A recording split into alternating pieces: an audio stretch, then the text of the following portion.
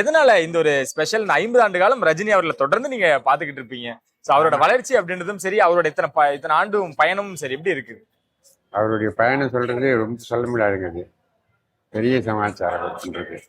இதே ஊர்ல இந்த இடத்துல கேள்வியும் நானே பதிலும் நானே என்ற படத்துக்கு அவர் வந்தார். என் கேள்விக்கு என்ன பதில்ன்ற ஒரு படத்துக்கும் இங்கதான் வந்து ஷூட் பண்ணாரு மதுரையில. போக்கிரி ராஜாவும் இங்கதான் எடுத்தாங்க. கரும்பேடு என்ற ஊர்லயும் எடுத்தாங்க. அப்பெல்லாம் கூட பார்த்து பேசுற வாய்ப்புகள் கிடைச்சு நான் டைரக்டாவே பேசினேன். அப்போ ஒரு முறை எல்லா விஜயகுமார சுத்தி நிறைய ஆள் இருக்கிறாங்க. இவரை பக்கம் யாருமே இல்லை.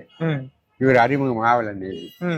இவரு நான் வந்து அப்ப பார்த்தேன், தனியா பார்த்து என்ன சார் இது மாதிரி இந்த படத்துல நீங்க நடிச்சிருக்கீங்க பொழுது, நான் வந்து நேற்று வேலூர் போனேன், உள்ளம் மலரும் வேலூர் அப்சரா தேட்டர்ல பார்த்தேன் சார்.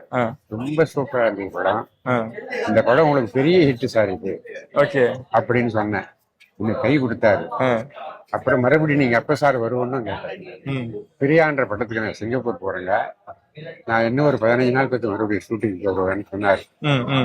அப்புறம் வந்தாருன்னு வச்சுங்க, அப்ப பேச முடியல.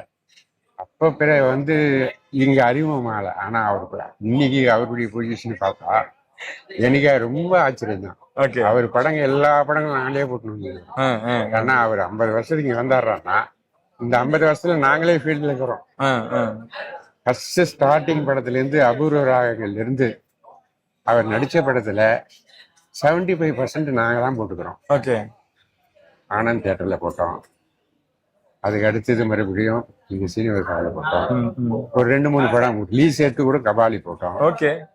அதர் தியேட்டர்ல ரிலீஸ் எடுத்து அப்பதான் பெரிய ஆயிரம் அந்த படம் தான் பெரிய அளவில் அமௌண்ட் கொடுத்து நாங்க தான் பண்ணோம். அது மாதிரி இவருடைய வளர்ச்சி வந்து நம்ம சொல்ல முடியாது. ரொம்ப அபூர்வமான ஒரு